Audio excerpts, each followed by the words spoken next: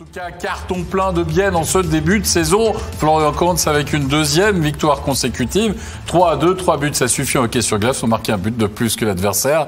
Ça a été le leitmotiv avec un Salinen qui a su vraiment profiter de, j'ai envie de dire, de ce puck de match quasiment.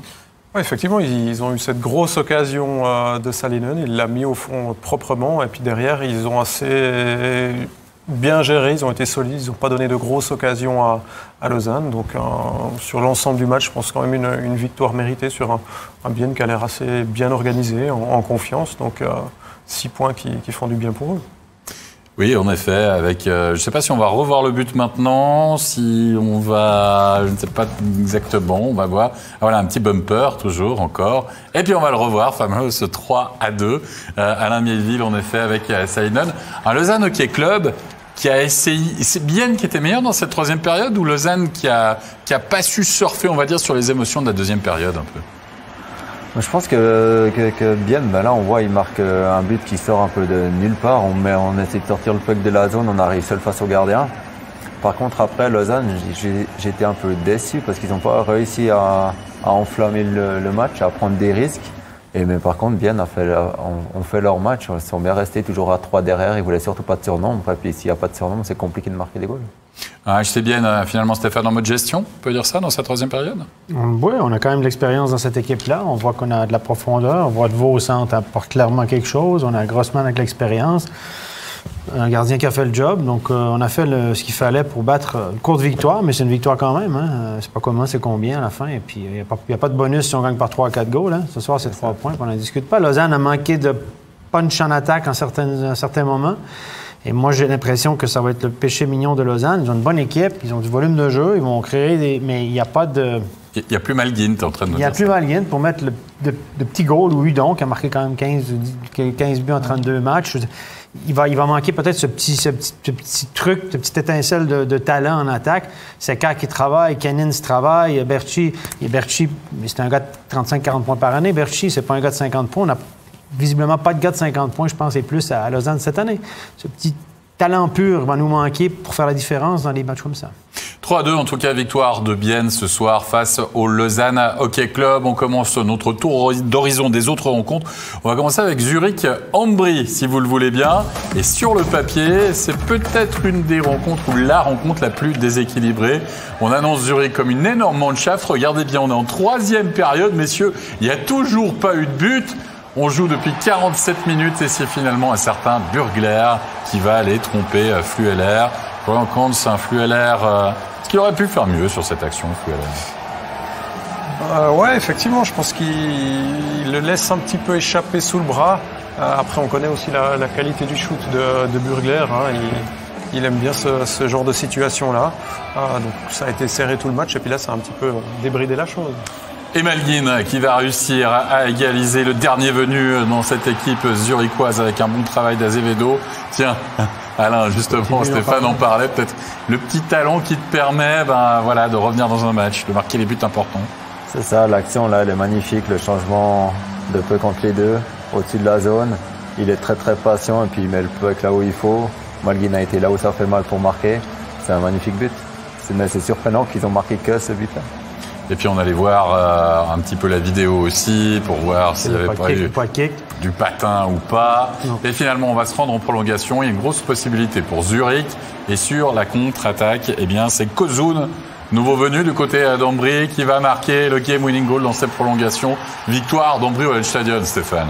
Ouais, Ambry va être à prendre plus au sérieux que l'année passée. C'est une équipe qui, moi je pense, est peut-être l'équipe la plus améliorée du championnat. On a été chercher 3 joueurs suisses qui font une bonne ligne. On a vu Burgler qui a quand même marqué 17 goals l'année passée, qui est en fin de carrière. Pestoni, Haim. Puis on a été chercher 4 étrangers. L'année passée, on a joué avec 2 étrangers à long bout, machin. Là, cette année, on a 4 étrangers. On a engagé un au dernier moment qui tiennent la route. On a un défenseur que René Matt adore, qui est un puck mover qui est bien. On a un gardien qui tient la route.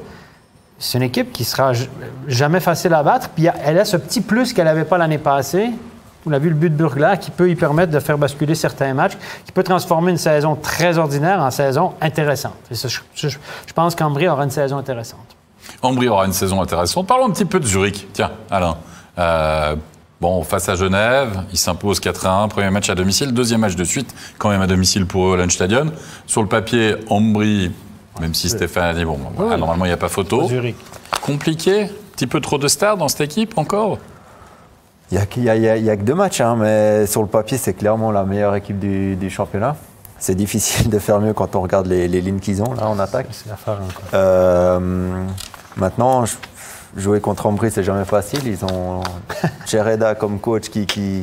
Non, mais c'est vrai. Non, mais c'est vrai, t'as raison. Puis encore avec Cereda, ils forcent à fond, ils font un gros travail physique l'été. Ils vont jamais rien lâcher parce qu'ils savent que s'ils lâchent un petit peu, ils ont peu de chances de gagner un match. Et puis peut-être Zurich dit, ouais, on a Ambry, peut-être on les prend un peu à la légère, ce qui donne le résultat de ce soir. Ouais, peut-être que justement, quand ça fait mal, c'est plus compliqué peut-être pour les Zurichois. Qu'est-ce que tu en penses, toi, Florian? Automatiquement, je pense que quand on a un line-up comme ça, et puis on espère avoir des soirées où ça ronronne un petit peu plus, et puis là, c'est le deuxième match du championnat, tu reçois Ambry, tu te dis que peut-être tu vas pouvoir gérer, et puis c'est un bon signal pour eux aussi, c'est qu'avec toutes les équipes qui sont quand même à un niveau élevé dans ce championnat, ils ne vont pas pouvoir se permettre de baisser de niveau, même contre des adversaires comme ça. Un dernier petit mot, peut-être sur l'alignement. On avait mis Malguin dans le 3e bloc. Ce soir, il était dans le premier, Stéphane. Oui, sur la feuille de match, il était dans le premier, avec André Ghetto et Kenville, attaquant canadien là, qui n'a pas d'expérience de NHL. Ça fait mal. Quand vous regardez le line-up, Garrett Rose au 2e bloc, avec Azevedo, un étranger incroyable. Kruger avec Hollenstein, Bodenman sur le 3e bloc. Pelletier, 4e bloc. Pas beaucoup de faiblesse. Hein? Puis on parle Yannick Weber, un défenseur à caractère défensif, va stabiliser la défense. Gehrig est toujours là. Gehrig encore 24-25 minutes ce soir. Il n'y a pas vraiment de premier ou de 3e bloc, hein, je crois, dans cette équipe. Non. Il y en a 3. Il y a 3 premiers, en fait. C'est facile. C'est ça. C'est comme ça. Ça ressemble à ça. Puis même s'il y a des blessures, quand il n'y en a plus, il y en a encore, quoi. Magnifique. Ça va être un des slogans de la soirée, hein, qui sait. Allez, la soirée est encore belle, elle est encore longue. On va passer maintenant à Fribourg-Gotteron. Fribourg, qui s'était imposé lors du premier match Derby des Zeringen du côté de Berne et qui recevait ce soir Rapperswil. Là aussi, ça sentait bon les 3 points. Et puis c'est un peu la mode. Hein. On avait vu ça à Berne avec Lutti. On voit ça maintenant à Fribourg avec le président Weber. On remercie évidemment le public. On remercie aussi un fidèle membre du club pour justement sa fidélité. Et puis hommage à Gaston Pelletier aussi. Voilà, c'est le moment des remerciements. Il faut se rappeler aussi qu'il n'y avait pas de public durant la saison passée et avant Covid oblige. Et le retour du public permet justement ce genre de moment. Kylian Motet a bien failli marquer. C'est le poteau qui va renvoyer ça. La première grosse occasion de cette première période. C'est Bader qui était dans la cage. C'est pour Fribourg-Gotteron. Absolument. C'est Noël Bader qui était dans la cage. Ouais, mais surtout, Stéphane Edlund, le nouveau coach finalement de Rapperswil, va prendre son temps mort après 3 minutes et quelques, Steph. Oui, puis c'est 0-0, là, c'est pas 2-0, 3-0. Hein. Ça, c'est assez rare, après 3 minutes et quelques, 0-0, de prendre un temps mort, secouer ses troupes directement. C'est rare, à 0-0. C'est rare, mais on dit toujours à Fribourg, c'est une équipe qui joue avec les émotions. Puis si après 10 minutes, c'est toujours 0-0, on a une bonne chance de gagner le match. Et peut-être il sentait que ça pouvait être pire. Donc Ça a été pire. Ça a été pire, c'est ça, parce que c'est Fribourg qui va marquer par Nathan Marchand avec un beau travail, justement, de Jörg. À Florian. Oui, on a vu hier qu'il a mis beaucoup de pression sur le défenseur de Rappi qui a commis l'erreur. Et après, il a encore eu la lucidité de glisser le puck à Marchand qui avait bien suivi. Puis dans le but vide, il a fait le boulot. Petite erreur de jeunesse. On parlait des jeunes qui jouent en défense du côté de Lugano, de Rapperswil. Et petite erreur de jeunesse sur la séquence. Ouais, si tu fais jouer des jeunes, il faut que tu vives aussi avec les petites erreurs de jeunesse. Puis c'en était une comme ça. Mais il n'y en a pas eu beaucoup ce soir parce qu'ils n'ont pas donné beaucoup de goals. Non, en effet, il n'y a pas eu beaucoup de spectacles non plus du côté de la BCF Arena, quoique au niveau des buts, pas forcément en deuxième période, mais regardez, parfois il y a des scènes de jeu un peu cocasses qui peuvent faire mal entre Baragano et Dius. Ils vont se télescoper, bim, les 2 joueurs. Et là... Dius a ramassé la canne au visage, ouais. Oh, yo. Welcome to Switzerland. Ouais, on ne sait pas s'il est revenu dans le match, il a été blessé. Premier tir, il est sorti. Est-ce qu'il est revenu dans le match parce qu'il a vraiment chopé vers le haut, là, peut-être ouvert le nez ou quelque chose comme ça? C'est comme ça. Un petit peu de couture, puis normalement c'est bon, non, monsieur? Bien. 2 points de couture, oui. Il va s'en rappeler de son deuxième match. Déjà. Allez, messieurs, pas de but dans cette deuxième période. On va plonger en 3e période. On tente le tout pour le tout du côté de Rapperswil. Et c'est Egenberger qui va finalement égaliser. On est à 6 contre 5. Il y a une forêt de joueurs devant Berra. Et ce puck qui finit au fond des filets de Fribourg-Gotteron, on va le revoir. Ah bah il fait tout seul, il voit le petit trou. Bien joué, hein, Florian. Ouais, bien joué. C'est vrai que pendant tout ce troisième tiers, on sentait que ça pouvait arriver. Il a sorti le gardien quand même relativement tôt. Bon coaching du nouveau coach de Rapid. Puis un joli shoot. Là. Le gardien est un peu masqué. Il sert du défenseur pour cacher un peu son shoot en pleine lucarne. Belle action. On sort le gardien de plus en plus tôt. Hein. Les statistiques avancées prouvent que c'est la chance de marquer. Pour sortir le gardien assez tôt. Si tu perds par 2 buts, c'est à 4 minutes de la fin. Puis si tu perds par 1 but, c'est à 2 minutes de la fin. Il faut que tu sortes ton gardien. Il a pris le tenter de Et Gunberger qui a marqué était 13e attaquant mercredi. Étonnant, parce que c'est un joueur qui l'année passée qui avait fait comme ça. Je croyais que tu allais continuer. Si tu perds 5-0, tu sors ton gardien dès le début du troisième tiers. Bien de la pression, quoi qu'il arrive. Allez, on va voir qu'il y a encore 2 buts dans cette partie, puisqu'elle n'est pas terminée, en effet. Fribourg-Gotteron qui se retrouve en supériorité numérique. Et c'est le capitaine Julien Sprunger qui va marquer le game-winning goal. On découvre ce but en même temps que vous, avec un premier tir signé Kylian Motet, la récupération dans le slot de Julien Sprunger à la Miaville. C'est la passe qu'il aime bien, il est là au rebond, il est toujours là quand il faut, où il faut. Mais là, c'est un bon powerplay de Fribourg. On voit déjà qu'ils sont déjà bien en place, je crois que c'est le même que l'année passée. Et puis ça fonctionne toujours. Ça fonctionne toujours et le gros ouf de soulagement parce que quand vous menez Florian Kuntz 1-0 quasiment pendant tout le match, que vous êtes à domicile, que vous avez quand même des opportunités pour plier la rencontre, les Rapperswil revenir dans ce moment-là, vous dites qu'on aurait mieux fait. Ouais, mentalement, c'est une belle réaction de Fribourg. Alors, ils ont pris ce but. Derrière, ils arrivent. On n'a pas vu quelle pénalité a été donnée, s'ils sont vraiment allés la chercher. Mais ils ont la confiance de jouer ce powerplay. Il est propre. Hein. On voit une belle passe de Gunderson à la bleue sur Motet qui shoot direct. Et puis, classique, Sprunger, ils sont 2 dans le slot. Donc, voilà, on voit que Fribourg est en confiance et est capable de gérer des fins de match tendues. Absolument, et Fribourg qui va marquer un 3e but, on va le voir, Sandro Schmidt qui va asseoir finalement la réussite fribourgeoise. La cage vide, Stéphane, une fois ça marche, mais pas 2, quoi. Ouais. Cage vide, Sandro Schmidt sur une passe de Desharnais qui était sur la glace de nouveau en fin de match. Homme de confiance toujours et encore de Christian Dubé. Et puis l'hommage pour Marc Kaplanalp, puisque évidemment il avait dû mettre un terme, enfin on le sait, il a mis un terme à sa carrière, Alain, et on n'a pas pu le fêter entre guillemets, même s'il y avait eu des images super sympas des 2 équipes, que ce soit Fribourg et Genève me semble-t-il lors des derniers matchs, c'était bien ça, mais là avec le public ça change un peu, et c'est là qu'on voit que Julien avec des patins il est vraiment très grand. Même sans les patins il est grand. Hein? Non. Mais ils ont fait la même chose à Bienne ce soir avec Hiller et Luthi. Ouais. Ils font ça à Fribourg. Absolument. Ça sera un peu la tournée ces prochains matchs.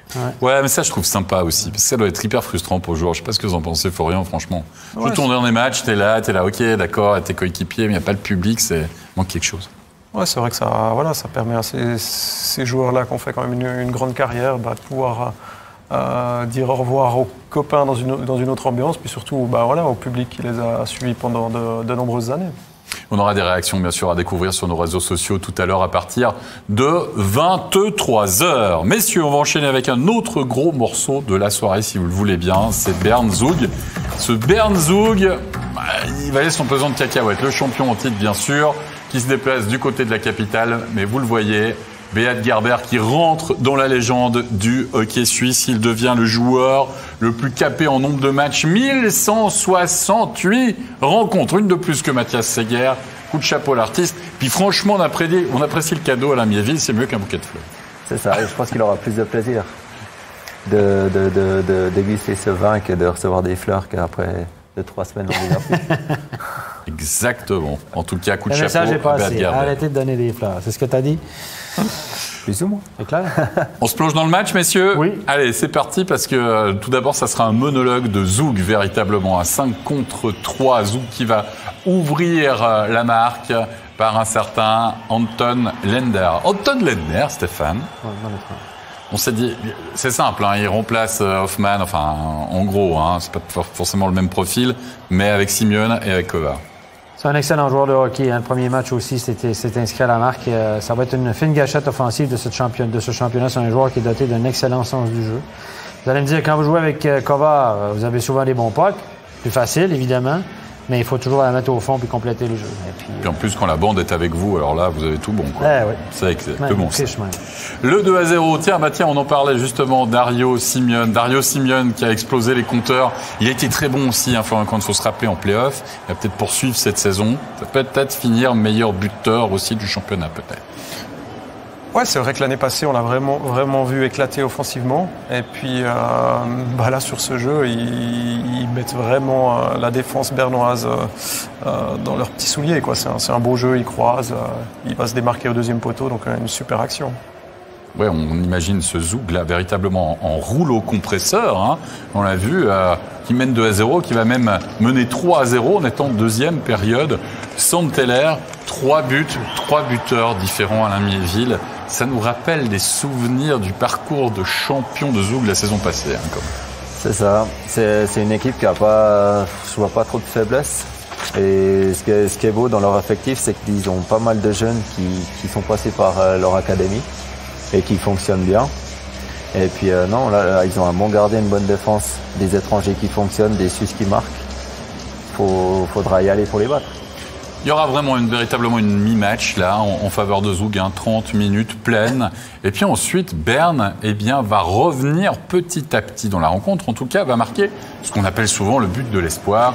Puisque quand vous essayez, vous poussez, vous réussissez enfin à marquer, ça vous libère. Zug, qui est tout près du 4-0, on l'a vu à Florian, finalement, va encaisser le seul but pour l'instant du match, pour ce qui les concerne, Hunter Sander, qui peut réduire le score. Ouais, la passe, Jeffrey n'est pas piqué des verres. Non, magnifique, il fait juste le petit flip par-dessus dans le bon timing.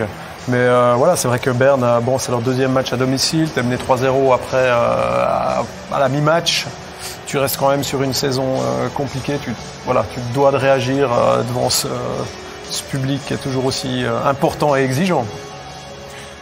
Et le 4-1, on entend encore la musique, un peu perdu, un peu qui revient dans le slot, et c'est Lino Marchini, 37e minute, Stéphane. Super tir du poignet, ça c'est un cadeau, là, c'est un revirement en zone neutre. Deuxième effort ici, encore une fois, de Lander, regardez, tac, juste au-dessus de l'épaule, en pleine lucarne, très difficile pour Manzato. Mais là, on voit, Lander, il est solide. Ouais. Il a le puck à une main dans les pieds. Mais ce qui me surprend, c'est avant qu'il perde le puck, il y a 3 joueurs de Berne devant le goal, entre le puck et le goal. Zug touche le puck, ils sont 2 contre 0. Ouais. Ils ont tous regardé le puck. Mais le tir est bijou. Le tir est un bijou. Il y a 4-1 pour Zug de nouveau après 40 minutes de jeu. Non, c'est loin d'être fini. Mais franchement, tu es le champion au titre, tu mènes 4-1. Il n'y a vraiment pas panique en la demeure, entre guillemets. Mais pourtant, Berne va livrer un véritable barreau d'honneur, messieurs, dans la 3e période, avec un homme qui va sortir du bois, c'est Cory Conecker. Cory Conecker, on a la 44e minute de jeu. Pinana Dogavins pour cette réduction du score. Et là, j'ai envie de dire, Florian, qu'on entend le public de la Postfinance Arena se réveiller peut-être pour la première fois de la saison. Ouais, c'est clair que ça redonne des émotions à un public qui n'avait plus l'habitude. Et puis on sait qu'à Berne, ça peut pousser l'équipe peut-être comme nulle part ailleurs. Donc il ne demande que ça. Cory Conecker, qui avait rejoint Berne, faut-il le rappeler, en cours de saison, la saison passée. Et finalement, Conecker, on le retrouve une nouvelle fois, il marque un but splendide, il se promène à Alain-Miéville, véritablement, dans la défense duboise. C'est un magnifique but. Il fait le tour de la défense, il fait un bon shoot. Il voit Dogavins devant le gardien et puis il shoot là où il y a le trou. Et puis là, on verra après parce que c'est peut-être le tournant du match. Je sais pas quel score ça a fini, mais c'est peut-être le tournant du match. Ouais, ça a terminé 4-3 sur cette rencontre, mais c'est un but évidemment qui a prêté. On a hésité du côté de Zug à demander le challenge, Stéphane.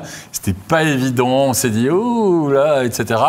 Finalement, on a pris le risque. On va voir les arbitres, aller voir ces images. Selon toi, là... C'est en bas à gauche qu'il faut regarder. Là, c'est le plan depuis le haut de la patinoire. Moi, je pense qu'il n'y a clairement pas d'obstruction. Doug Evans est dans le demi-cercle un moment, gêne la vue du gardien, mais au moment où le puck arrive, il n'est plus dans le champ de vision de Giannoni. Et là, si on refuse un but pour un truc, regardez là, à ce moment-là, le puck n'est pas encore arrivé. Et puis, il est plus dans le champ de vision de Giannoni. Pour moi, c'est une bonne décision. Donc, challenge non fondé. Les arbitres restent sur la décision sur la glace. Il y aura 2 minutes à Zug. Et là, on est à 7 minutes de la fin. Il y a un goal d'écart. On en parle, ça, messieurs? Faut en parler, là. Florian, toi, t'en penses quoi? C'est pas un trop gros risque, franchement, sur ces images? Ils ont le coach vidéo qui est juste là. Il peut rembobiner le match. Il peut regarder. Et même en 30 secondes, tu peux prendre une décision. Hein, quand même. C'est vrai que, clairement, ça aurait pu moins bien tourner pour Zug. Hein, parce que, je veux dire, pour faire le challenge à ce moment-là, il faut quand même être sûr, parce que tu prends le but, là il est quasiment assuré, puis derrière tu ramasses 2 minutes, on l'a vu, ils se sont retrouvés à 3 contre 5, l'occasion était belle pour Berne. C'est marrant, parce que Dan Tongnes quand même, enfin je sais pas, il vient de gagner un titre, etc. Toi Alain, ça te surprend aussi? Après, chacun a l'interprétation de la règle, parce qu'avant Doug Evans, il est clairement dans la zone. Peut-être il a mal jugé la scène, mais on le voit passer. Sur ce que Stéphanie montre, c'est clairement but. Mais pour lui, peut-être vu qu'il passe devant, il gêne le gardien avant, il n'y avait pas but. Il a dit j'essaye. Et puis vu que c'est peut-être le 2e match de championnat, et puis il y a encore assez si jamais il faut rattraper, on essaye. Après, je pense que ce n'est pas Tangnes qui prend la décision. J'imagine que c'est le 3e coach ou un assistant qui a le temps de voir la vidéo qui va dire écoute, vas-y. Bon, en NHL, ils ont sur le banc, dans la NHL, derrière le banc, il y a dans le plancher des écrans. Dans le plancher? Derrière le banc, dans le plancher, fixé dans le plancher, il y a des écrans. Donc souvent, vous voyez les coachs de NHL qui regardent par terre parce que c'est des plus grands écrans qu'une tablette comme j'ai. Ils regardent souvent comme ça. Donc il y a évidemment des gens en haut qui disent pour nous, oui, non. Et puis le coach peut regarder dans le plancher, regarder, oui, non, j'y vais. Donc, et là, ici, il n'y a pas ça. Donc je pense que c'est quelqu'un d'autre qui lui a dit, qui a pu regarder sur un plus grand écran. Dans certains clubs, c'est ceux qui font la vidéo. C'est pas des anciens coachs ou des anciens joueurs. Ils sont là pour faire la vidéo. Donc, si c'est eux qui doivent donner la décision au coach. Mais il y a une structure. Dans tous les clubs, il y a une façon de faire. Donc, je pense que ça a été décidé. Qui décide finalement, qui a le dernier mot? Est-ce que c'est le coach? Est-ce que c'est l'assistant? Est-ce que le gars de la vidéo?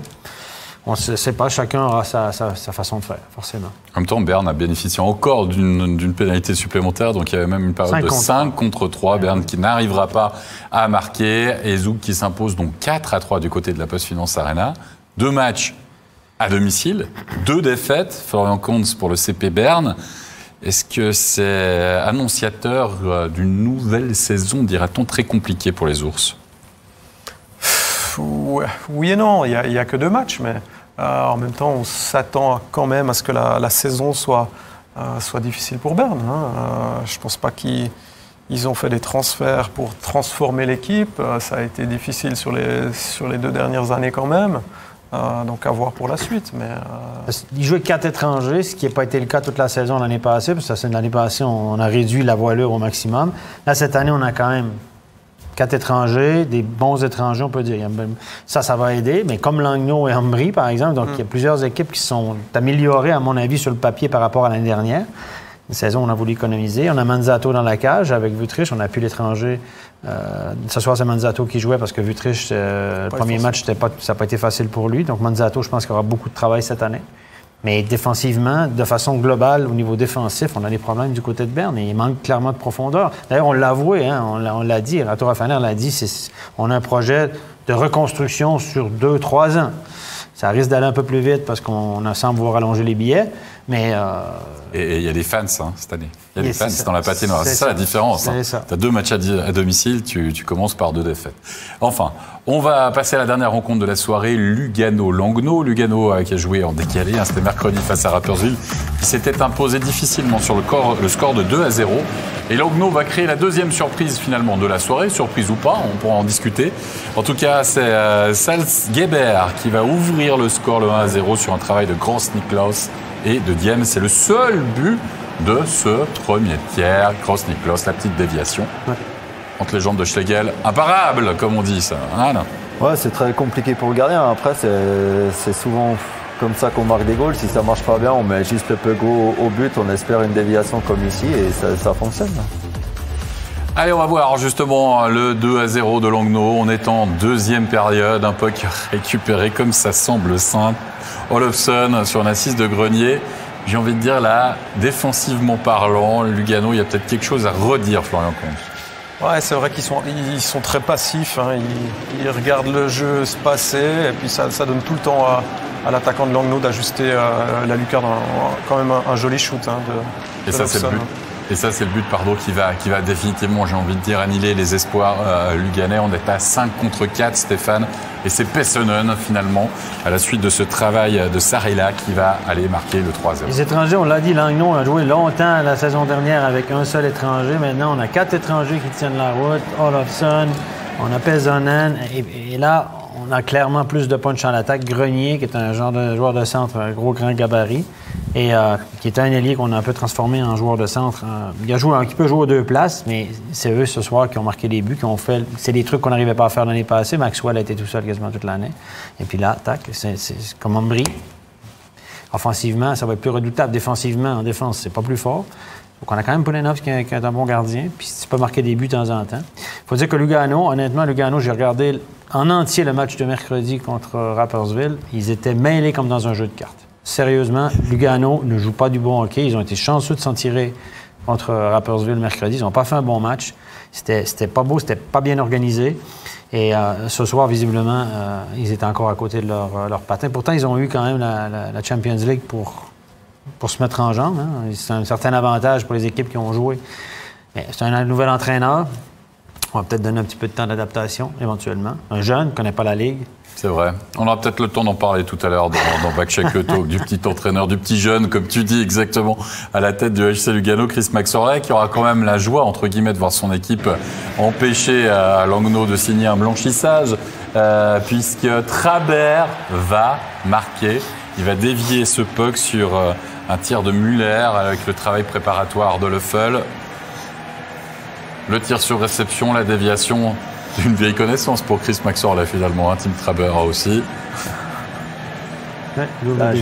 C'est même Zrid peut-être un petit peu... Ouais, pour le gardien, c'est hyper compliqué. Double déviation, Muller qui n'est pas un buteur, hein, c'est pas un gars qui va marquer des tonnes de buts, c'est plutôt un défenseur à caractère défensif. Et là, le 4-1, la petite déviation signée Olofsson pour le doublé, donc, pour lui. 4-1, la victoire, donc, de Langnau ce soir. Avec un Lugano, comme l'a dit Stéphane, peut-être encore un peu brouillon, Florian? Ouais, c'est sûr que c'est pas le résultat attendu du côté du Tessin. Maintenant, je pense que ça va quand même prendre un petit peu de temps pour que la mayonnaise prenne, que les joueurs s'adaptent à Chris, que Chris s'adapte aux joueurs et puis au nouvel environnement. Donc voilà, c'est encore pas parfait. Il faudra voir sur les prochains matchs. Il ne faut pas non plus que ça prenne trop de temps. Prennent trop de temps. Et puis, on a parlé des étrangers qu'on a beaucoup vus du côté de Langnau. Du côté de Lugano, Alain, à part Arcobello, on a le sentiment un petit peu que c'est compliqué, non? Ouais, là, ils ont eu un 5-3, c'était une catastrophe aussi pendant le match. Avec les joueurs qu'ils ont, ils doivent faire mieux. Maintenant, pourquoi ça ne marche pas, je ne sais pas si Chris il veut complètement changer ce qu'il faisait avant. Il faut qu'ils comprennent les joueurs, le coach qu'ils ont, et puis que le coach comprenne les joueurs qu'il a pour que ça fonctionne bien. Peut-être si Chris il va installer le même jeu qu'il avait à Genève, ça prendra peut-être plus de temps ou trop de temps que normal. Il y a un buteur qui est absent quand même du côté de Lugano, Daniel Carr, qui est blessé en ce début de saison, qui s'est blessé en Champions League, me semble-t-il. Dans les matchs pré-saison, il a marqué quasiment un but tous les matchs. Donc moi, je pense que c'est le meilleur étranger de Lugano. C'est un gars qui veut se faire une carrière aussi, qui est allé en Amérique, qui a joué 7 matchs l'année passée au total. Ça n'a pas bien marché pour lui, mais il est bien préparé. Puis c'est un gars qui veut avoir des contrats ici. Là. Il veut se faire une carrière, probablement, peut-être retourner en Amérique. Bodker est en fin de carrière sur le tempomat. Arcobello, fort d'un bon contrat, et puis gentiment, il veut se faire un peu moins mal. C'est le danger des étrangers qui sont vieillissants. Puis Troy Joseph, là, on va s'entendre, là, il a été bon en play-off l'année passée à courte période, mais c'est pas un étranger de National League pour moi. Et même en Swiss League. Moi, j'ai joué contre lui en Swiss League. C'est quelqu'un qui est un peu qui est puissant. Enfin, Ouais. pour la Swiss Ouais, League, c'est un athlète. il est puissant. Après, c'était pas celui qui a les meilleures mains, il allait vite, mais après, son style de jeu, c'est ordinaire pour la National League. C'est ça. Messieurs, d'ici quelques instants, ça sera back-check le talk, bien sûr. Mais avant cela, on va récapituler les résultats de cette soirée. 5 matchs avec la victoire du champion de Suisse en titre, Zug 4-3 du côté de Berne, on vient de le voir. Bienne qui s'impose 3-2 face au Lausanne Hockey Club. Succès un peu poussif de Fribourg-Gotteron 3-1 ce soir face à Rapperswil. Et puis 2 victoires à l'extérieur, une nouvelle fois surprenante de Langlois-Lugano 4-1.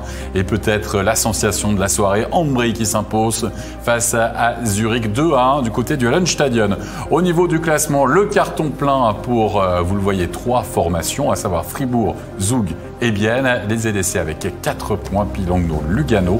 Et puis ensuite, la suite du classement avec déjà 2 défaites pour Rapperswil et pour le CP Berne. Vous l'avez compris, la soirée n'est pas encore terminée. D'ici quelques instants, on va sortir le salon de MySports, bien sûr. Hein, les fauteuils, vous êtes là, messieurs. De quoi boire un petit drink, le pied de se mettre en forme pour back-check le talk.